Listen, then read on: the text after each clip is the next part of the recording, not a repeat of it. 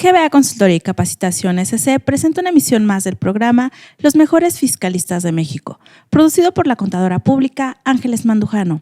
El tema en esta ocasión, novedades sobre el aplicativo informático y el nodo de subcontratación laboral, con la participación especial del maestro Pedro Alberto Zapata Barajas, quien es maestro en Derecho Fiscal y Administración Tributaria por la Universidad Anáhuac, licenciado en Derecho por la Facultad de Derecho de la Barra Nacional de Abogados. Cuenta con más de 10 años de experiencia en asesoría en materia tributaria, consultoría, litigio y revisiones de las autoridades fiscales federales y locales. Asociado del área de consultoría y litigio fiscal en Basham Rinch y Correa SC. En la conducción contaremos con la participación del maestro Francisco Cárdenas Guerrero. ¿Qué tal, amigos? Muy buenas tardes. Bienvenidos a un programa más de los mejores fiscalistas de México. Y vamos a platicar esta tarde de un tema que ha sido de actualidad desde el año pasado y continúa siendo actualidad. Se han venido haciendo modificaciones y por ello nos dimos a la tarea de buscar a un experto, a un especialista en esta materia, que es la subcontratación. Entonces, vamos a trabajar esta tarde, vamos a charlar sobre este tema de la subcontratación con el licenciado Pedro Zapata Barajas. Pedro, bienvenido y gracias por el tiempo que nos dedicas. Francisco, muchas gracias por la invitación. Pues yo estoy aquí para compartir y poderles platicar un poco sobre las novedades y todo este tema que, como bien comentas, pues ha tenido muchas críticas, ha tenido diversas perspectivas y pues que vale la pena estar actualizado sobre qué es lo que han venido diciendo tanto los tribunales, la postura de las autoridades fiscales y qué es lo que podemos hacer en este caso para prevenir cualquier tipo de contingencia. Muy bien, Pedro, pues bienvenido. Vamos a, ¿qué te parece si empezamos desde el origen?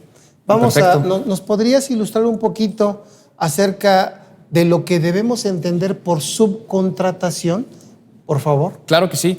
Aquí hay algo importante antes de entrar de lleno a lo que dice el artículo 15A de la Ley Federal del Trabajo, que es que el ordenamiento que regula la subcontratación laboral, sí. Todo esto viene de 2012 y no es nada más un tema de buscar regular el outsourcing, sino es una tendencia que de manera mundial se ha llevado a cabo y una finalidad es eliminar con las malas prácticas que le ocasionan un perjuicio a los trabajadores. Okay. ¿Cuáles son estas malas prácticas? Disminuir sus beneficios de seguridad social.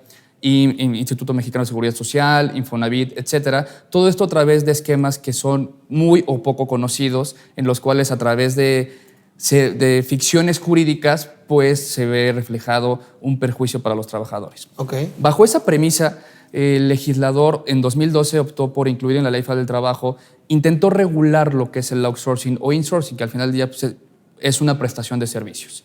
Bien. La subcontratación laboral, en términos generales, de acuerdo con el artículo 15A de la Ley Federal del Trabajo, es el vínculo jurídico que existe entre un contratista, que es el prestador del servicio, y quien con su propio personal va a ejecutar tareas a un contratante, en este caso comúnmente cliente.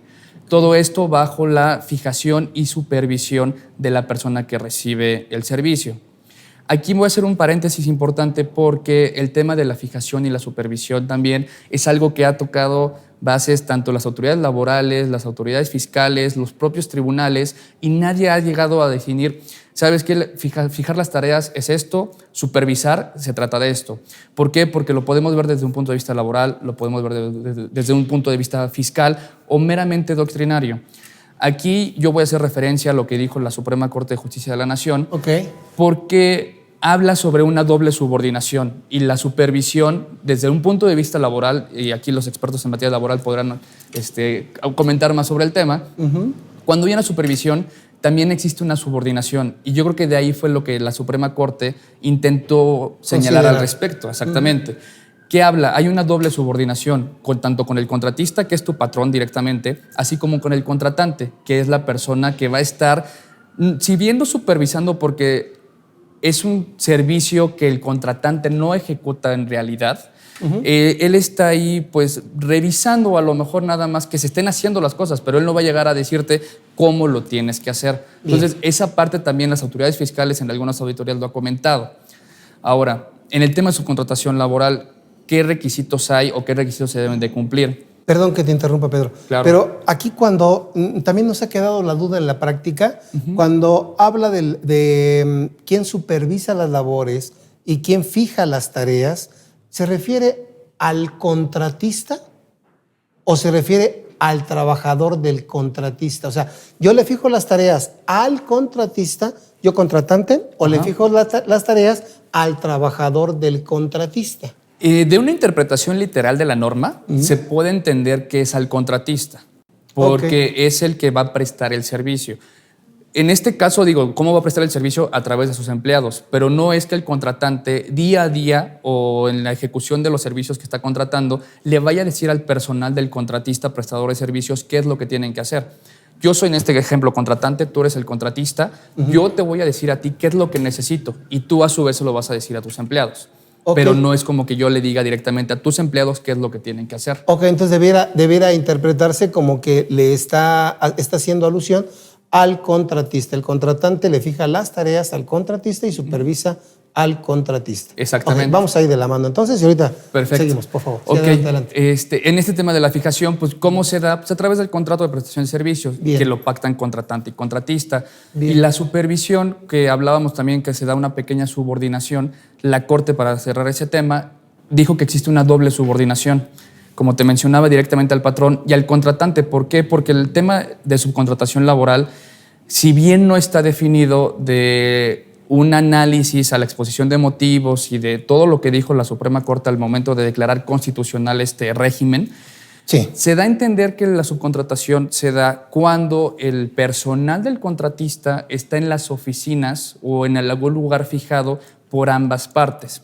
¿Por qué? Y más o menos de ahí lo puedo colegir un poco, porque habla sobre una sujeción a los horarios, al reglamento interior de trabajo, a todas las condiciones del contratante, no per se del contratista. Entonces ahí es donde se da esa doble subordinación directa e indirecta. Ok, aunque la contratación por virtud de ese vínculo se da entre dos personas que pueden ser morales. Claro. ¿Verdad? Pero aquí va más allá de esa parte. Esa es la doble subordinación que se puede dar. Ahora, ¿cuál es uno de los temas, o ya entrando en detalle de la subcontratación laboral? Se deben de cumplir con 3 requisitos para no tener una consecuencia bastante grave que vamos a comentar ahorita.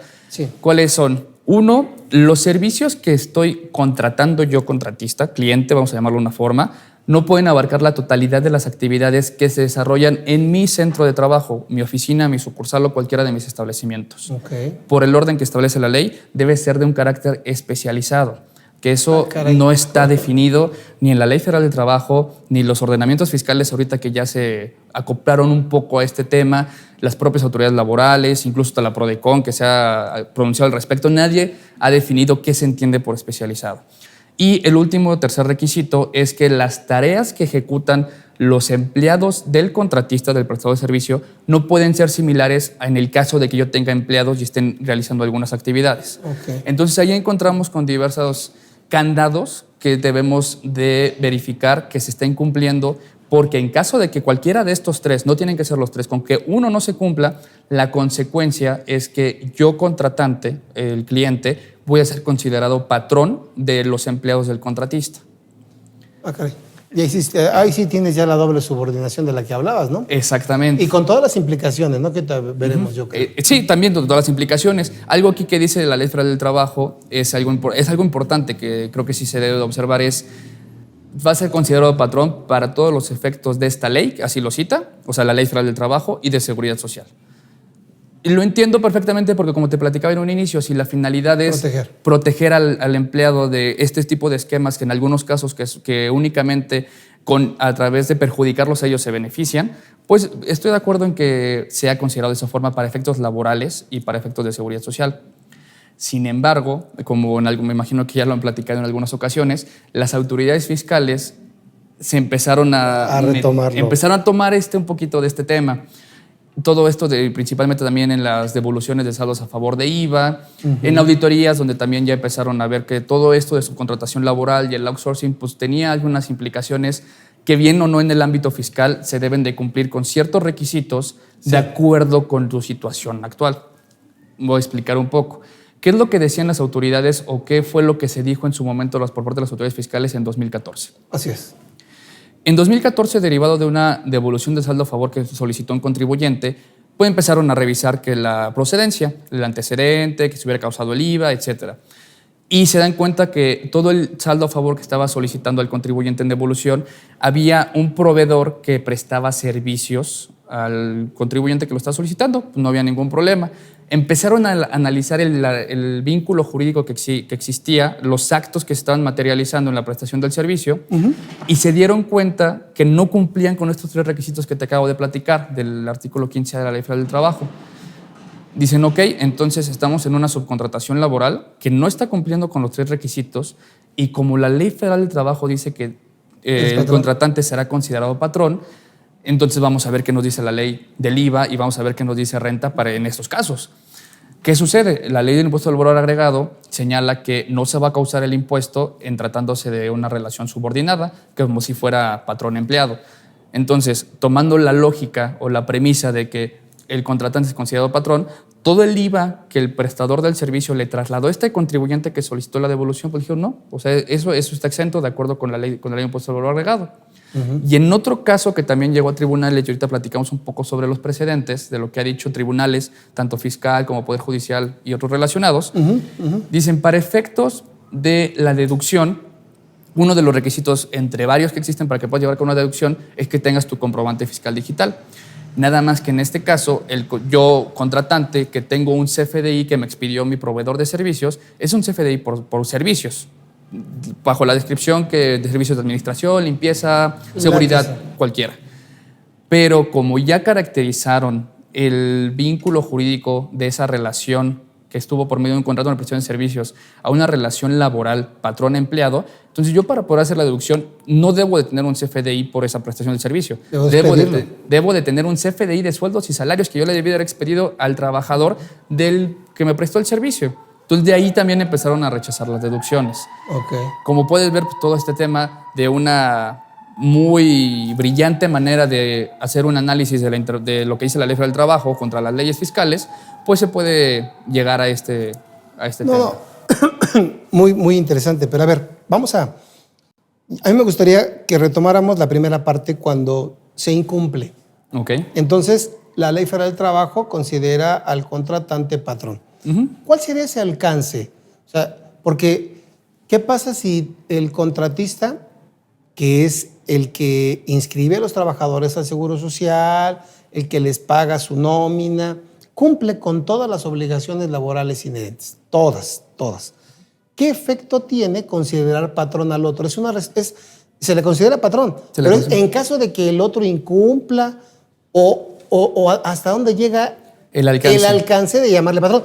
Porque si tú, contratista, cumpliste, tú pagaste, expides, todo perfectamente, ¿qué consideración tiene? Ya cubrimos al trabajador, que era la esencia del 15A. Claro. Entonces, ¿cuál sería ese alcance de considerarme primero patrón a mí también? Y ahorita nos vamos a la parte fiscal. Perfecto. ¿Ahí qué alcance crees que tenga? Ahí hay muchos comentarios, principalmente de los expertos en materia laboral. Uno de ellos, y yo creo que el más preocupante y siempre relacionado con todo el esquema de outsourcing, es la PTU, la participación de los trabajadores en las utilidades de la empresa. Eso es lo primero que a todo mundo le llama la atención de, oye, me consideran patrón, entonces, oye, yo le tengo que pagar PTU al empleado. Pues en principio se podría decir que sí, nada más que hay que recordar que hay ciertas reglas para efectos del pago de la PTU en la Ley Federal del Trabajo que establecen términos de prescripción, cuándo se tiene que pagar, y en estos casos también tiene que haber un reclamo por parte del trabajador. Este tipo de auditorías, desde el punto de vista laboral únicamente, pues se llevan a cabo con el contratista y el contratante. No es que en algunas ocasiones vayan directamente con los empleados y le avisen, oye, Juanito, por decirle un nombre, fíjate que ya después de esta auditoría determinamos que tu patrón no es realmente el que te está pagando, sino también es esta persona, entonces puedes ir a reclamarle el pago de la PTU. Okay. Sí hay ciertas contingencias y por eso es muy importante tener presente todos los requisitos con los que se deben cumplir, pero también hay opciones para poder mitigar los riesgos. Claro. Pero desde el punto de vista de responsabilidad laboral, no le ves problema. Si hay uno que está cumpliendo con todas sus obligaciones, la PTU por aquello de la unidad económica, ¿verdad? También, exactamente. Entender esa parte. Pero que ahora, a mí se me hace un poquito, no absurdo, pero como que invades tú como autoridad fiscal una esfera jurídica que no te corresponde de acuerdo a la Ley Federal del Trabajo. Porque como tú comentaste o escuché que decías, señala expresamente el 15A que serás considerado patrón para efectos laborales y de seguridad social. Son materias diferentes a la fiscal. Por supuesto. Pero, ok. Ahora, el hecho de que se te considere patrón, ¿qué opinión te da el que, ok, ya me consideraron a mí contratante, patrón, ¿sí? A reserva, digo, independientemente de la responsabilidad que tienes tú y que tengo yo para con los trabajadores. Ahora, mi vínculo contigo es un contrato de prestación de servicios mercantil, civil, la naturaleza que tú quieras darle, entre personas morales. Me calificas que lo que yo estoy pagando no es objeto del IVA por virtud de que yo te pago a ti, pero finalmente tú con ese dinero le vas a pagar a los trabajadores y es como un intermediario, pero finalmente le pago a un trabajador y por eso no es objeto. Pero eso desvirtúa el vínculo jurídico entre dos personas morales, Pedro. En mi opinión no debería. Y ahorita que platicamos un poco sobre los criterios del Tribunal Fiscal, creo que esa es la tendencia o esa es la interpretación correcta que se debe dar. Sí. ¿Por qué? Porque si bien o mal, hablando de las autoridades fiscales, tienen las facultades de recaracterizar operaciones, aquí siempre ha existido un contrato de prestación de servicios, existe una actividad comercial y el hecho de que no se cumplan con estos requisitos de la Ley Federal del Trabajo tendría una consecuencia abismal. ¿Por qué? Porque si lo vemos completo, la consecuencia de ser considerado patrón, ¿qué sucede? Entonces, yo tendría que estar expidiendo CFDI de sueldos y salarios a los empleados del contratista. Debería estarles haciendo una retención del impuesto sobre la renta. Y si nos podemos escarbarle un poquito más, entramos con el incumplimiento de otras obligaciones en materia de renta, responsabilidad solidaria. O sea, claro, son temas bastante delicados que yo creo que nunca se pusieron sobre la mesa cuando se empezaron con todo este tipo de interpretaciones. Ahora, yo creo que es bien importante esta parte, que delimitarla, porque pues caemos en una línea muy tenue de que todo puede ser subcontratación. Quiere decir que para que yo no pueda caer en los supuestos, independientemente de los tres requisitos, me refiero, tendría que estarte prestando siempre el servicio a alguien que no tuviera trabajadores. Correcto. Porque el hecho de tener, te pongo varios ejemplos, yo creo que de ahí partimos para que nos des luz, porque yo como contador tengo auxiliares de contabilidad y pretendo que vayan a revisarle a mi cliente sus estados financieros, sus operaciones, etcétera. Y él me contrata a mí, pero yo contrato a los auxiliares para que le presten el servicio que él necesita. Claro. Entonces, ahí de entrada tengo que ser cuidadoso en si caigo o no en relación al 15A. ¿De acuerdo? Y ahí yo creo que viene la parte a la que me quiero referir. Para mí lo más importante, de acuerdo a lo que estamos analizando del 15A, es esa fijación de tareas o esa supervisión. ¿Cómo me puede supervisar mi cliente que le lleve yo la contabilidad con toda precisión? Eso es delicado y como bien comentas, es una línea muy delgada. No toda prestación de servicio, bueno, creo que vale la pena partir de esta premisa. Esa es a lo que quiero llegar, para que nos ayudes a ver cómo lo... ¿Puede existir una prestación de servicios sin subcontratación? Sí. Claro. ¿Puede existir subcontratación sin una prestación de servicios? No. No. La subcontratación lleva inherente una prestación de servicios, correcto, forzosamente. O sea, y creo que desde un punto de vista meramente fiscal es incorrecto llamarle subcontratación. Es una prestación de servicios. Que desde el punto de vista laboral y con la finalidad de cuidar el interés de los trabajadores es necesario regular este tipo de prestación de servicios, sí es correcto, pero no lo podemos ver desde el mismo punto de vista laboral como fiscal. Bien, ahora, bien. Atendiendo el punto de qué debo de entender por la fijación, por la supervisión de que mi contratista, mi cliente me esté supervisando, porque es una de las condiciones que establece el artículo 15A. O que me fije las tareas. Que fije las tareas. Las dos condiciones para que se dé la subcontratación laboral debe existir una fijación de tareas y una supervisión. Ajá. La fijación, desde mi punto de vista, se da desde el momento en el que existe un contrato de prestación de servicios. ¿Por qué? Porque en ese contrato de prestación de servicios civil, mercantil, de la naturaleza legal que sea el acto jurídico, en el objeto del contrato o en los anexos o en alguna parte tú le estás pidiendo qué va a hacer en favor de ti, qué servicio, en este caso contable, me va a revisar mi dictamen.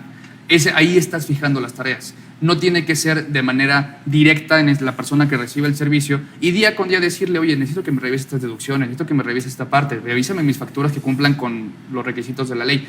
No, o sea, es una fijación por el servicio que tú le vas a prestar. Ahí ya tenemos una fijación y que aparte tiene que estar en un contrato. Bueno, o está en un contrato. No toda la prestación de servicio, no todos los contratos requieren una formalidad escrita, pero en este caso, a través de un contrato de prestación de servicios, ahí tenemos la fijación.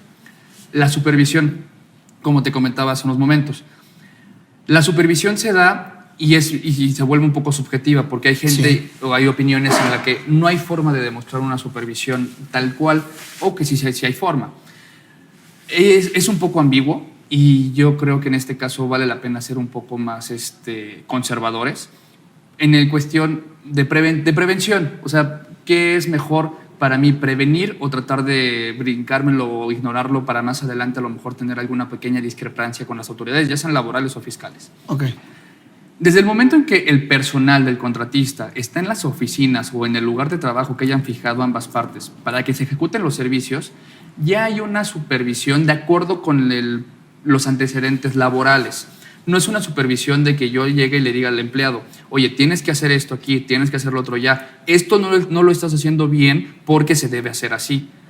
¿Y cómo podemos llegar a esta conclusión? ¿Por qué? Porque si vemos los otros requisitos de subcontratación laboral, ¿qué tendría de especializado un servicio en el cual yo lo sé hacer? Claro. Yo lo puedo ejecutar. Entonces, no es especializado el hecho de que una persona esté contratando un servicio el cual yo puedo ejecutar. Entonces, si retomamos la parte de la subordinación directa e indirecta a la que hizo referencia la Corte cuando resolvió sobre este tema, pues tenemos la supervisión desde que una lista de raya, a qué hora entra, a qué hora sale, si hay un documento que entregar, pues que me lo esté entregando. El hecho de que me lo entregue o que yo lo lea no significa que lo esté supervisando, no se lo voy a corregir. Yo estoy contratando un servicio y lo estoy recibiendo, claro. Y ya es una cuestión, ya será aparte si está bien o está mal hecho. Pero yo como contratante no soy la persona indicada para decir si está bien o está mal. Entonces, por ese tema de la supervisión, sí es muy complicado, sí es ambiguo, y el hecho de que tengas a las personas en tu oficina no significa que per se también existe una supervisión. Digo, ahora sí que es caso por caso, ya teniendo también el tipo del servicio. Que se tendrá que ir dilucidando si entra o no entra. Sí, claro. Sí, porque te digo, ya no habría prestación de servicios en la cual pudieras tú apoyarte de un personal que vaya a revisar, ¿no? Peritos, hoy que necesito un peritaje, pues te vamos a mandar los peritos a que revisen, a que vean, etcétera. Yo creo que aquí también depende mucho de ver en esta parte para terminar y no quedarme en ese, pero creo que es fundamental porque es el punto de partida de que si estás o no en el supuesto del 15A, claro. Porque esto también trae como consecuencia que tengas obligaciones fiscales. Cuando la ley fiscal te dice, si estás en el supuesto de subcontratación, te aplican estos requisitos de deducibilidad. Por eso mi interés en decir, ¿estoy o no estoy? Yo en este caso lo que podría decir, y también para la audiencia algo importante, en el momento que hay una prestación de servicios donde los trabajadores estén de manera indeterminada y recurrente en las oficinas o en cualquier lugar del contratante, por lo regular vamos a estar frente a una subcontratación laboral. Si ya cumplimos con estos requisitos que te estoy platicando, vale la pena echarle un ojo porque es altamente probable que sea subcontratación laboral. Qué interesante y qué difícil, Pedro? Claro. Qué interesante, pero qué difícil, porque mira, me pones a pensar muchas cosas, como por ejemplo, en mi casa que quiero hacer un segundo piso y que voy a contratar a una constructora que me manda a sus albañiles para que hagan el segundo piso. Claro. Van a estar permanentemente en por el lugar, por el ¿no? tiempo durante lo que dure la obra. Por el tiempo que dura la obra, ¿no? Entonces, esa es una. Otro que me pones a pensar y que va de la mano del carácter de especialización es, y muy común, contratamos servicios de limpieza. Claro. Siempre ha existido vigilancia, limpieza. Sistemas. Tengo que cuidar si estoy o no en el supuesto para ver si sí o si no voy a tener las obligaciones inherentes a estar en el supuesto de subcontratación. Ya yo me quedaría para aterrizar esta parte que nos has ilustrado, yo me quedaría con el hecho de tener definir. Probablemente me convenga estar en los supuestos de subcontratación. Sí. Y dejarlo como tal, déjame decirlo, no forzar, sino entrar en los supuestos y decir, cumplo. y al cumplir no me considero patrón. Exactamente. Y ya, ¿no? Es más fácil. O la otra es decir, tengo los elementos para decir que no hay supervisión, que no hay fijación de tareas y me salgo del... Creo que esa sería la... Sí, exactamente. Digo, es caso por caso, sí hay Así que vale es. la pena determinar también el riesgo. Porque en muchos casos la prestación del servicio, en un outsourcing o en un insourcing, representa una deducción bastante grande. Entonces hay que ver el riesgo, si vale la pena de ser de manera conservadora, tratar de cumplir con todo y de tener una contingencia ahí latente menor, o de qué extremo la puedo tener. Muy bien. Y los tribunales, aquí conocimos hace algún tiempo en relación a la resolución en Jalisco de esta problemática, pero ¿ha habido más, Pedro, de allá para acá, algo más que nos puedas comentar que hayan dicho los tribunales, que podamos tener en consideración como actualidad? Claro, incluso desde la parte de la jurisprudencia del Pleno de los Tribunales de Jalisco, que es el tercer circuito, hubo un criterio aislado por parte de un tribunal, no recuerdo si fue el primero o el segundo en materia administrativa de Puebla, que es el sexto circuito, Bien. en sentido contrario. Y de ahí se denunció una contradicción de tesis que llegó a la Suprema Corte de Justicia de la Nación. Nada más que de manera, desde mi punto de vista y opinión particular, desafortunada, no quisieron pronunciarse, o bueno, no es que no hayan querido, no se pronunciaron al respecto. ¿Por qué? Porque de acuerdo con lo que señalaron, es que no existió una contradicción de tesis. Después de hacer un análisis profundo a los antecedentes y al caso concreto de la jurisprudencia, bueno, del caso que dio lugar a la jurisprudencia del tercer circuito en Jalisco, a lo que aconteció en Puebla, sí hay una pequeña diferencia. O sea, sí hay una pequeña diferencia. Ajá. Pero el punto fino, lo importante, era definir si las autoridades fiscales pueden o no aplicar el 15A en tratándose de materia fiscal al momento de hacer una revisión. Eso sí estaba en ambos casos. Sin embargo, nada más al ver los antecedentes, señalaron que no hubo una contradicción de criterio, y desafortunadamente, lo que hace a nivel Poder Judicial en la Suprema Corte de Justicia de la Nación, no ha habido ningún pronunciamiento, solamente prevalece ese criterio de carácter jurisprudencial, que por jurisprudencial se debe entender que es de observancia obligatoria para las autoridades de ese circuito que es Jalisco. Okay. Es lo único que hay ahorita. ¿Qué te parece otra cosa que a lo mejor te puede dejar más tranquilo o puede dejar más tranquila a la audiencia? El Tribunal Fiscal, desde un inicio, ha sido consistente en señalar que las autoridades fiscales no les compete revisar una cuestión laboral, e incluso en febrero de este año, en un criterio aislado, el Pleno ya del Tribunal Fiscal señaló que en este caso de una relación de servicios no hay una relación laboral. O sea, el 15A, prácticamente lo que nos trató de decir el Tribunal Fiscal, no aplica. O sea, no se debe de observar los requisitos del 15A desde el punto de vista fiscal, porque señalan que no existe una relación laboral en una prestación de servicios. Claro. Se me hace correcto, se me hace afortunado, y más por todos los demás criterios que han estado prevaleciendo también. Sí, porque también con base en esto nos queda la duda si debemos trasladar el IVA, si no debemos trasladar el IVA. Y aquí nada más un pequeño paréntesis con base en esto, Pedro, es los conceptos que muchas veces se utilizan. Se trata de una prestación de servicios y se trata de una ejecución de obra, cualquiera de las dos, prestación de servicios o ejecución de obra. Pero, ¿cómo has visto tú el concepto que algunos manejan de suministro de personal? ¿Qué alcance le ves ahí? ¿Raro o está bien? En mi opinión, es incorrecto. Incluso esto es una postura también lo puedo decir abiertamente, es una postura de la firma. Es incorrecto. ¿Por qué? Porque incluso va en contra de la ley el suministro de personal. De acuerdo con el Código de Comercio, el ser humano no es sujeto a comerciarlo. O sea, yo no puedo comerciar con las personas. Entonces, eso es algo que incluso podría ir en contra de la propia ley. Suministrar personal es inadecuado desde mi punto de vista. Lo que sucede es, en esos casos donde es muy común el outsourcing, porque al final del día lo que el outsourcing o la gente lo conoce es, yo solicito a una persona que contrate personal para que me ejecute mis tareas o que hagan algunas ciertas actividades. Entonces, la persona que está contratando al personal que va a ejecutar las tareas, él dice, pues ok, yo te voy a proveer de personal. No está proveyendo de personal, está proveyendo un servicio. ¿Con su personal? Con su personal. Ok. Exactamente. Puede ser un servicio especializado, puede ser un servicio de contaduría, de administración, servicios legales, sistemas, limpieza, cualquier servicio, manufactura, etcétera. O sea, pero él está realmente ejecutando un servicio, no está proveyéndote de personal. Ok.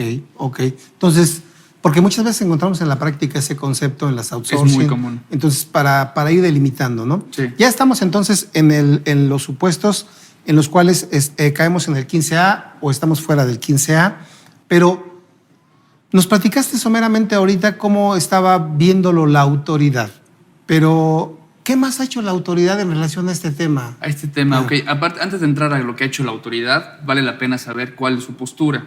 Y no es información que está incluso en la página del SAT, no es información confidencial. Incluso también, pues podemos ver lo que establece en la resolución miscelánea fiscal. La postura de las autoridades en este caso es, desde un punto de vista fiscal, ver que el contribuyente esté cumpliendo. Bien. ¿Y cumpliendo con qué? Con lo que me dice la ley de renta, lo que me dice la ley del IVA y la resolución miscelánea fiscal. Ok. No se van más allá en relación con los requisitos del 15A. Incluso si hay una transmisión deliberada de los trabajadores para disminuir sus prestaciones de seguridad social. O sea, ellos lo que están buscando es verificar que estés cumpliendo con tus obligaciones. Okay. Y en este caso, tratándose de su contratación laboral, si es que estamos en el supuesto, ¿qué tengo que cumplir? Tienes que cumplir para efectos para el impuesto sobre la renta, para la deducción, tienes que tener tu comprobante del CFDI de sueldos y salarios que el contratista le entregó a su trabajador. Tienes que tener el acuse de que lo recibió. Y aquí hay algo importante, un paréntesis, porque es muy común. En muchas empresas todavía te dan tu CFDI impreso, lo firmas y te lo regresan y tú te quedas con uno con tu copia. Exacto. Hay otros que me dicen, oye, o hay gente que no sabe, o sea, ni siquiera, oye, yo se los mando por correo electrónico. O hay gente que dice, la verdad no sé cómo les damos el comprobante. O sea, hemos escuchado de todo después de este tema. Algo aquí para tranquilidad de mucha gente, cuando dicen, es que ahora voy a tener que imprimir otra vez mi CFDI de sueldos y salarios y que me lo firme, y luego sacarle una copia y proporcionársela al cliente, o bueno, en este caso que me la entreguen si yo soy el contratista. De acuerdo con la resolución miscelánea fiscal, si el CFDI de sueldos y salarios se entrega a través de una plataforma, o sea, a través de un programa de internet, esto te genera un acuse, o se entiende que ya ese es el acuse que te genera. Sí. Entonces, no necesitas precisamente ni la huella ni la firma del empleado de que lo recibió, sino de acuerdo con las reglas fiscales, ahí tienes tu acuse. Ok.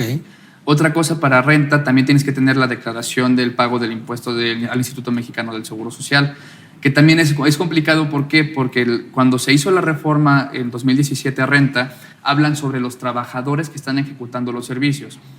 Por decirlo más claro, yo presto servicios, yo estoy en subcontratación laboral, mis servicios pues. Tengo 100 empleados, pero solamente 20 van con un cliente, 35 van con otro.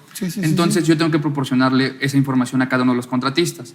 Existe un problema cuando se trata del Instituto Mexicano del Seguro Social. ¿Por qué? Porque la información del pago de cuotas viene a través del SUA.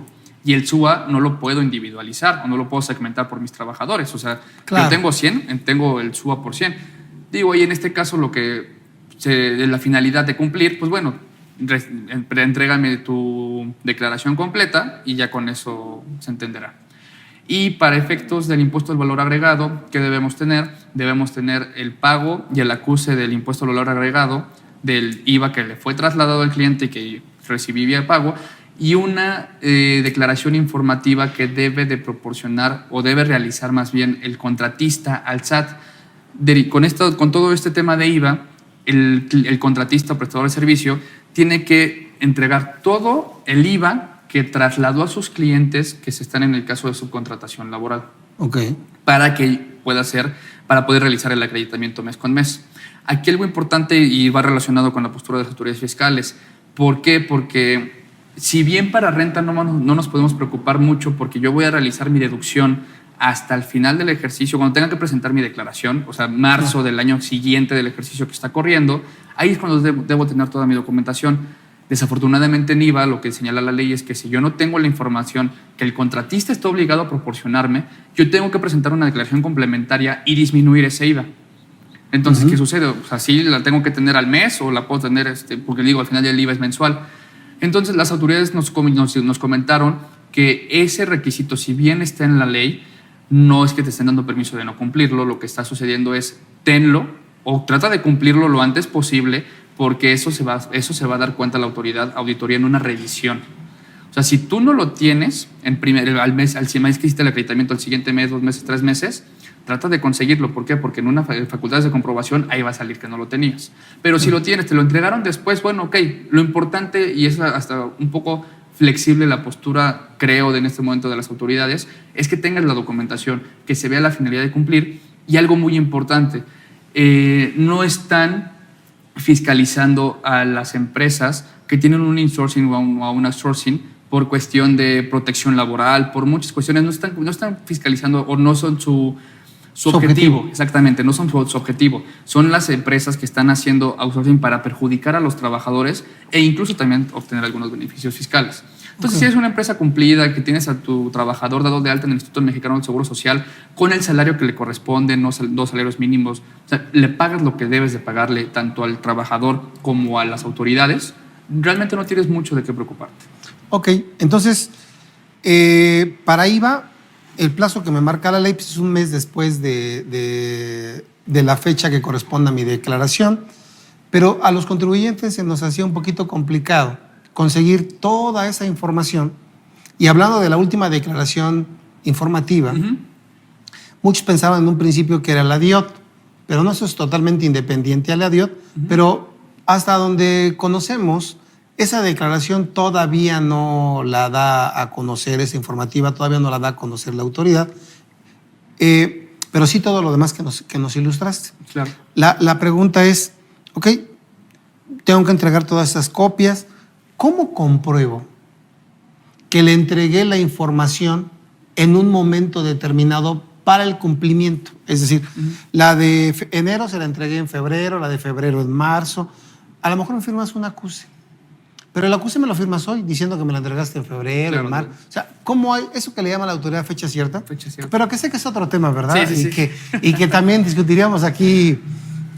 Me vas a decir ahorita, no me salgas con eso, que eso también no corresponde, ¿no? Pero déjame llamarle fecha cierta. Y ¿cómo le compruebo a la autoridad que se la entregué? Ahorita me dices, bueno, va a ser flexible de que le digas que sí se la entregaste, ve un acuse, no pasa nada. Pero digo, hablando en un futuro donde quieran aplicarlo de manera estricta y nos digan, no, compruébame que le entregaste en el mes de febrero las copias fotostáticas de todos, porque dice copias en la ley de renta, claro. Si mal no me equivoco, tú corrígeme, dice copias. ¿Cómo le compruebo, Pedro? ¿O qué ha dispuesto la autoridad para, no sé si facilitarme o para el cumplimiento? Ok, en este caso, también por iniciativa privada que se acercó con el SAT, un grupo del sector empresarial, crearon un famoso aplicativo informático. Ok. Este aplicativo informático lo venimos escuchando desde 2017. Sí. Y todo esto era porque, en 2017 se modificó la ley de renta y la ley del IVA para poner estos requisitos. Y toda la gente, oye, es que ya lo tengo que tener, y principalmente por IVA, pues si estoy en subcontratación o no, que entre que sí sabía y no sabía, oye, ¿sabes qué? Proveedor de servicios, mándame toda la información y presenta tu declaración y dame toda la información. El SAT, al darse cuenta de todo esto, empezó desde 2017 a prorrogar el cumplimiento de esas obligaciones. Bien. Que no mal recuerdo, empezaron, por decirlo de alguna forma, pateando la obligación a abril. Te dijeron, oye, para las obligaciones de renta IVA, enero, febrero, marzo, las tienes que tener en abril. Llega abril y pues la gente también, muchos contribuyentes entre que sí lo tengo, no lo tengo, mi proveedor dice que no es subcontratación, entonces no me quiere dar la información, y el SAT también como que no sabía muy bien cómo manejar todo ese tema. Dice, bueno, ok, ¿sabes qué? Vamos a patearlo a junio, en lo que internamente están trabajando y de la mano con los contribuyentes, principalmente las empresas más grandes y reconocidas que se dedican a este tipo de servicios. Ok. Llega junio tampoco, dicen, no, ¿sabes qué? Vamos a patearlo octubre y ya después hasta diciembre.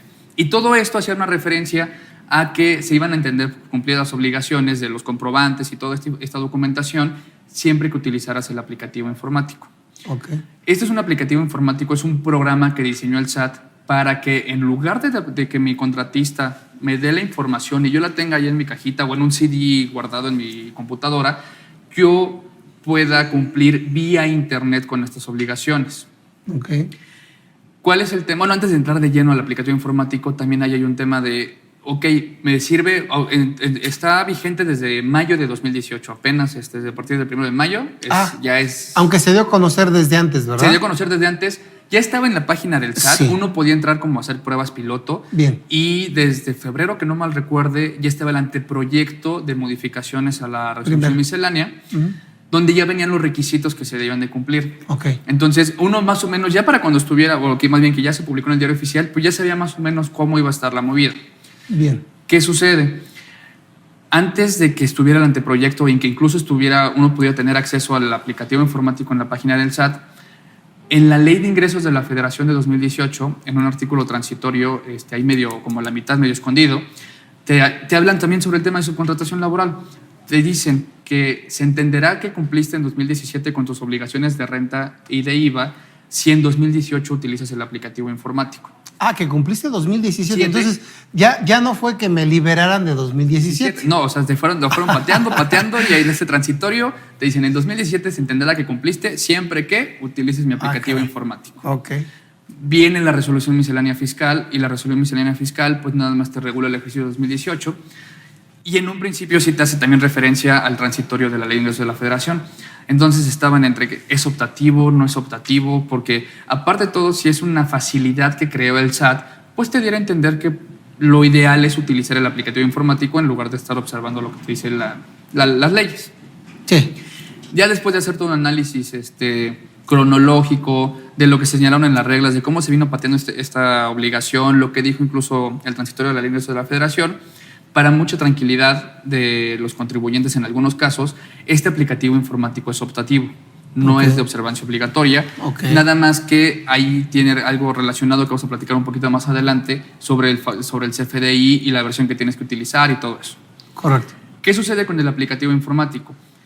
Pues si lo que estaba buscando el SAT era facilitar a los contribuyentes el no cumplir, el no tener las cajas de comprobantes, de declaraciones, etcétera, lo que se esperaba es que en lugar de que se lo diera al contratista, pues se lo doy al SAT, lo subo vía buzón tributario, como mi contabilidad electrónica, en PDF, no sé. O sea, pero relacionado con lo que está en las leyes. Oh, sorpresa, cuando empezamos a ver el anteproyecto, toda la mecánica, todo lo que se tiene que hacer para cumplir con el aplicativo informático, pues en un principio es mucho más de lo que te pide la ley. Y yo dije, bueno, aunque es más de lo que me pide la ley, pues lo cumplo. Pero ya cuando empiezas a ver todos los procesos que tienes que hacer, como desde el contratista hasta el contratante lo que tiene que hacer y las consecuencias que va a tener desafortunadamente siempre el que recibe el servicio es el afectado. Porque el obligado a cumplir con la información es el prestador del servicio. Tiene que dar de alta al contratante. Tiene que dar al contratante, tiene que señalar qué personal está ejecutando el servicio, si hay una alta, si hay una baja, si hay una modificación, casi si se cambió de casa. O sea, eso es broma, pues, pero... Sí, pero pues tanta cosa. O sea, te pide una serie de información que, en mi opinión, resulta parecer excesiva. Ok, vamos a pensar, no tengo ningún problema, te puedo proporcionar toda esa información, tengo una rotación de personal amplia, no pasa nada, yo lo estoy actualizando, tengo a alguien que se va a dedicar a todo eso. La información que me están pidiendo para que se tengan por cumplidos los requisitos de renta IVA, en algunos casos es muy difícil de cumplir. ¿Por qué? Porque, por citar algunos casos, si la retención que aparece en el CFDI es distinta a lo que tiene registrado el IMSS, hay una inconsistencia. Si la relación jurídica del contratista con las personas que ejecutan las tareas no es meramente laboral, sino a lo mejor ellos tienen un contrato también mercantil y hay una relación que regula la ley como asimilables a salarios. Si el contratista les pide un CFDI por asimilables a salarios en lugar de uno de sueldos y nóminas, ese también es una inconsistencia. Y así me puede ir con muchas. Si no cuadra el IVA trasladado con el IVA pagado, o sea, por cuestiones meramente formales e imputables al contratista, el contratante, cuando entre al sistema, al buzón tributario, y se dé de alta, porque previa autorización del contratista, ya empieza a revisar los documentos y él se da cuenta, no, pues ok, subió todos los documentos, está todo lo que le pidió el SAT. Yo, para mi certificado, para mi tranquilidad, tengo que tener un documento que me avale en caso de que vengan conmigo a revisarme. Tengo que pedir un acuse, y este acuse puede venir con o sin inconsistencias.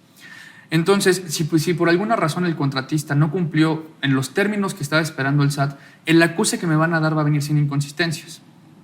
y hasta en tanto ese acuse no aparezca va a venir con inconsistencias. Tienes toda la razón. Va a venir con inconsistencias. Hasta en tanto ese acuse no venga sin inconsistencias, mi No doy por deducción cumplida. está en juego y mi acreditamiento está en juego. Que hay vías también, que es algo que también nos comentan las autoridades. Por eso te comento que están, al parecer, en un punto más flexible con todo este tema. ¿Cuál es? Si yo tengo mi acuse con inconsistencias y le solicito a mi contratista, oye, te equivocaste en esto, te equivocaste en lo otro, o hay que hacer esto, te lo comunico. También lo que está buscando las autoridades fiscales es verificar que tú estés coadyuvando a cumplir. No le avientes la pelotita nada más al contratista, que es el obligado de cierta forma. Él es el obligado, pero yo soy el afectado. Entonces, si tú eres el afectado, también coopera para cumplir con tus obligaciones. No te quedes nada más esperando a que me manden la información o a que cumpla con el aplicativo informático y tú no hagas nada. Claro. Ay, caray, son tantas cosas, Pedro. Pero bueno, a ver, este aplicativo entonces es opcional. Es opcional. ¿Qué beneficios le encontrarías a este aplicativo siendo opcional? Para poder orientar a nuestros amigos a ver si les conviene, no les conviene. ¿Cómo lo ves tú que lo has revisado? Dependiendo el proveedor de servicios, puede que llegue a valer la pena. Porque, como te comentaba, te piden muchos requisitos. E incluso por más estricto o se ha cumplido el proveedor de servicios, existe la posibilidad de que no puedas cumplir con alguno de los como 13 requisitos que vienen ahí en la resolución miscelánea fiscal. Beneficios, desde un punto de vista particular, no representa.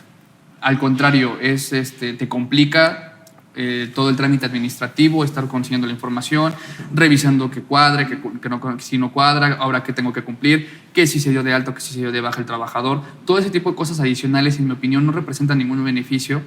Y me extraña porque, como te comentaba, si lo que el SAT buscaba era facilitar el cumplimiento de sus obligaciones, pues ya operativamente esto es, yo lo puedo imaginar, pero la gente que lo ha intentado utilizar, que estaba como piloto antes de que fuera ya publicado en el Diario Oficial de la Federación, me decían, es que es mucha información. Y a pesar de que yo tengo todo bien, estoy haciendo pruebas y me parece con inconsistencias me acuse. Claro. Entonces, de ahí, honestamente, no creo que represente algún beneficio. Aquí el tema de optativo también vale la pena mencionar algo. He escuchado algunas opiniones donde no es optativo. ¿Por qué? Porque, como mencionabas hace unos momentos, por la declaración que tiene que presentar el contratista de todo el IVA trasladado, que aparentemente la única forma de cumplir con esa obligación hoy en día es a través del aplicativo informático. ¿Qué sucede? Como mencionabas, en la DIOT, entre toda la información que uno proporciona, se entiende que también viene todo el IVA trasladado en este caso, subcontratación laboral. Se entiende, a lo mejor no vendrá desglosado, pero aquí una salvedad y una tranquilidad que puede existir es que la misma resolución miscelánea fiscal te establece que en el caso para el impuesto de valor agregado y cumplir con, si no me equivoco, el artículo 32, fracción 8 de la ley de IVA, que es la que te habla sobre la declaración informativa, lo puede hacer a través de la declaración informativa de operaciones con terceros. La misma resolución miscelánea fiscal te dice que esa es una forma por medio de la cual el contratista puede proporcionar esa información. Entonces, si tengo la opción de que mi contratista cumpla al presentar su DIOT, al dar esa información, o utilizar el aplicativo informático, desde mi punto de vista es mejor que el contratista opte por proporcionar la información a través de la DIOT y me entregue mi copia como viene la ley. Al final del día, ¿cómo obtenemos una facilidad de todo esto? Creo que no la hay. Lo más sencillo es, hasta el momento, yo creo, cumplir con lo que te dice la ley de renta. Porque uno pensaba en cajas de papeles. Afortunadamente ya vivimos en una era completamente distinta, donde me lo llevan en una USB, lo descargo, se lo regreso, o me lo puede proporcionar vía correo electrónico. O sea, no es forzosamente que yo tenga... La ley no dice copia impresa de los documentos. O sea, yo tengo que tener el documento para poder demostrar, para poder soportar mi deducción y mi acreditamiento.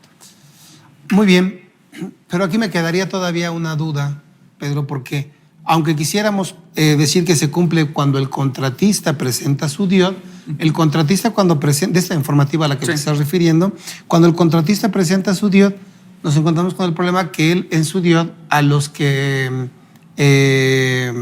incluye en esa declaración son a los proveedores de ese contratista. Entonces aquí tendría que ser con la declaración que yo, contratante, le presento al SAT de mi DIOT, porque yo ahí relaciono a mi proveedor, que es el contratista. Entonces, esa información no me la está proporcionando el contratista, se la estaría proporcionando, me la estaría proporcionando yo a mí mismo. Entonces, ahí no sé si se puede cumplir con eso o no, ¿verdad? Ahí lo importante es, digo, desde un punto de vista literal o de una interpretación muy estricta, se puede decir no lo cumple. ¿Por qué? Porque la información la tiene que dar el contratista. Pero volvemos al punto, lo importante es tener la información. Okay. Y algo que también tengo conocimiento es que las autoridades no se habían percatado de este tema, porque dicen, bueno, todo el tema de IVA con la DIOT pues está solucionado. Nada más que efectivamente dejaron de observar este punto. En la DIOT viene la información de sus proveedores, no de sus clientes. De sus clientes, no él como proveedor de servicio. Exactamente. Tengo entendido que se va a abrir un rubro o se va a abrir una celda para informar nada más sobre el IVA que está trasladando como proveedor de servicio y se venga incluido en la DIOT. Porque curiosamente en el propio aplicativo te menciona cuando se autoriza al contratante a revisar la información por parte del contratista, se señala todos los artículos y curiosamente no señala la fracción 8 del 32. O sea, como que ahí falta ese cumplimiento. Pero, muy bien. Pero de la mano de esto viene otro tema que nos ha causado mucha controversia en la práctica y que no sé qué relación le podamos tener con el aplicativo, que es el nodo subcontratación del CFDI de nómina. Claro. Que también es todo un tema que ahí nos pregunta el registro patronal o el RFC del contratista, ¿no? Información adicional también. Sí, fíjate, este tema de la mano con toda la prórroga que vino dando el SAT para cumplir con la información, te decía, tienes que cumplir con el CFDI la versión 1.2 y el elemento de subcontratación. Creo que lo del elemento de subcontratación vino en la segunda modificación a la RMF de 2017 o en la tercera, o cuando en la segunda ocasión que habló el SAT reguló este tema. Sí. ¿Qué pasa? Dice, bueno, tengo que utilizar el aplicativo informático y aparte tengo que tener mi CFDI con tal versión y el nodo de subcontratación laboral. Así es. Uno lo empieza a revisar y, como bien comentas, ¿qué información te pide? Te pide el RFC de tu cliente. Y algo que también a la fecha sigue siendo un tema es el porcentaje del tiempo que cada empleado le determinó a los distintos clientes o si tuvo uno solo. Porque también la pregunta es, oye, si yo nada más tengo un solo cliente, ¿qué pasa? O sea, ¿le voy a poner el 100%? Pues sí, o sea, digo, no está mal que solamente tengas un solo cliente, o sea, digo, no va en contra de la ley. Digo, no hay ningún problema. Aquí el tema es, tengo 5, 7, 8 clientes, pues la persona que va a las 7, 8 empresas a trabajar, pues en sus CFDI de salarios tienes que poner a los 7, 8 clientes y ponerle ahí el porcentaje de tiempo que había prestado servicio. Y toda la gente, lo cumplo o no lo cumplo, volvemos al mismo tema en 2017, ¿soy subcontratación o soy subcontratación? Empiezo a ver que tengo que cumplir con esto, prefiero decir que no soy subcontratación y no veo lo del nodo exactamente. ¿Qué sucede? Se acercan con el SAT, e incluso eso está en la página del SAT, en la sección de preguntas frecuentes, un contribuyente pregunta, hace una pregunta relacionada con el nodo de subcontratación, de que si es obligatorio o si no lo es, y el SAT, de manera afortunada desde mi punto de vista, señala que en virtud de que ninguna de las leyes o las reglas de carácter general señala que se deba de cumplir con ese nodo o con ese elemento del CFDI, tiene un carácter optativo. Entonces, eso nos tuvo tranquilos. Todo 2017, por si cumplí o no cumplí, 2017 no hay problema. Viene 2018, no estaban todavía las reglas del juego sobre el aplicativo informático, estaban los anteproyectos. Hasta el 30 de abril, este 30 de abril pasado, que se publica ya en el Diario Oficial, que ahora sí ya tenemos que ver lo que se concluyó por parte del SAT en la resolución miscelánea fiscal, en esta primera resolución de modificaciones, vemos ahí un parrafito en la regla 33144 que es de llamarse la atención y va relacionado con este tema. ¿Por qué? Porque te dice que quedará relevado de proporcionar la información del elemento subcontratación si utilizas el aplicativo informático. Palabras más, palabras menos, esa es la redacción o eso es lo que se desprende de. Entonces, aquí, ¿qué sucede? Ya vuelvo otra vez con otro tema. ¿Qué prefiero? ¿Utilizar el aplicativo informático? O si no lo uso, prefiero llenar la información del CFDI de sueldos y salarios.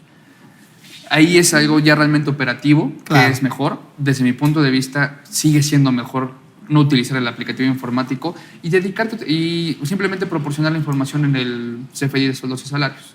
Ok. Es que esa parte también es preocupante porque cuando dices, estoy subcontratando a 5 personas, pues lo puedes hacer. Pero cuando tienes 50, 100, 200, 500, 1000, claro, pues es una información muy detallada, ¿no? Sí, me imagino. Y digo, por citar alguna de estas empresas, por ejemplo, Manpower, Adecco, Michael Page, que son empresas de outsourcing, vamos a llamarlo así, me imagino la complicación que deben de tener. Sí. Bueno, y siguiendo esa línea, 2 preguntas más. Claro. Por favor, Pedro. Siguiendo esa línea, me conviene cumplir con la ley, tal vez no el aplicativo con la ley. En tu opinión, ¿cuál sería la mejor forma para esto de la fecha cierta? La fecha cierta. ¿Cómo le podemos hacer para que pues, la autoridad tenga certeza de que se lo entregue en tiempo? Digo, sé que ahorita me estás diciendo que mientras yo coadyuve, que yo tenga la información, que el día que llegue yo le enseñe los acuses de que te entregué la información, yo contratista, a ti contratante, puede no haber ningún problema. Claro. Pero si vamos a pensar en, y créeme que en los contadores se nos da mucho, gente muy ortodoxa que te dice, no, yo quiero cumplir cada mes. ¿Cuál sería tu recomendación? La recomendación sería también en este caso bajo una actuación, vamos a llamarle de buena fe por parte de la autoridad, pues tener el soporte como en realidad aconteció. ¿A qué me refiero? Podemos, como tú bien mencionabas, generar un acuse hoy y ese acuse ponerle fecha de abril de 2017. Así es. Y vamos a entrar en un tema con el SAT. Es que yo digo que fue abril 2017. Me va a decir, no, es que la hojita se ve muy nueva y no es antiguo, pues. Sí, entiendo. Con el tema de la fecha cierta, pues bueno, ahí sí ya es realmente un tema más de prueba, en el sentido de, bueno, que yo tengo esto, tú demuéstrame que no es de abril, o sea es defendible. Es defendible, por supuesto, pero también en este caso, si yo no tengo la información, en un mes, oye, una carta con acuse, le proporciono al contratista una solicitud formal. Incluso, digo, si queremos entrar con un corredor público, con un notario, ya más, algo ya más, en aquellos casos en los que no, de plano no nos dan la información, pero es un proveedor de servicios que no me la da un mes sí, un mes no, un mes sí, un mes no, por toda su actividad. Al final del día, lo importante, como lo externó en este caso las autoridades, y creo que es la finalidad de todo esto, es cumplir con las obligaciones, tener el soporte al momento de que en IVA es más complicado porque es mensual, sí, pero también pues... Sí, entiendo. Ok, lo digo porque también deberían de tener una alternativa para decir, bueno, sabemos que lo podemos hacer a lo mejor más formal con el buzón tributario, pero a la fecha no podemos utilizar el buzón tributario entre particulares todavía, sino que va a ser hasta diciembre. Correcto. Entonces, como que no se podría válidamente considerarlo ahorita. Pero bueno, muy bien, Pedro, pues el tiempo me gana. Quisiera preguntarte más cosas, pero el tiempo ya me está apremiando. Yo quisiera ver si hay alguna recomendación adicional de que pueda hacer el contribuyente o alguna situación adicional que no te haya preguntado que quieras compartirnos para cerrar el programa. Ok, en este caso yo creo que un aviso, una sugerencia importante a los contribuyentes sería que realicen una revisión interna. Como te comentaba en un principio, más vale estar curado de espanto de si estoy o no en subcontratación laboral, principalmente cuando el que me está prestando el servicio se encuentra sus empleados en mis oficinas o en algún lugar en el que yo lo estoy. Y ya partiendo de ahí, de saber qué tan bien o qué tan mal estoy, ya tomar medidas y tomar acciones al respecto. Hay quienes, en mi experiencia, en algunos casos, pues estaban perfectos y hay quienes no lo estaban tan bien. Okay. Y también hay ese tipo de revisiones derivado de todo esto de subcontratación laboral que te permite tener un double check con tus proveedores de servicios. También te empiezas a dar cuenta de otras cosas que a lo mejor no estaban relacionadas con subcontratación laboral, pero que tienes que corregir. Okay. Entonces, es algo importante. Yo creo que vale la pena hacer mucho una revisión interna, o sea, una revisión en casa. Y por lo que es el aplicativo informático, mi sugerencia hasta la fecha, digo, salvo que pueda haber algún cambio en el futuro que puede llegar a pasar, es cumplir con lo que te pide la ley. Y el aplicativo informático, pues dejarlo hasta un momento que se vuelva un poquito más flexible o de fácil cumplimiento. Ok. Entonces, yo me quedo con 3 cosas que nos ilustraste bastante bien, que es en la actualidad cómo están resolviendo cómo han resuelto los tribunales, en la actualidad cuál ha sido la forma de revisar por parte de la autoridad, cuál ha sido su objetivo.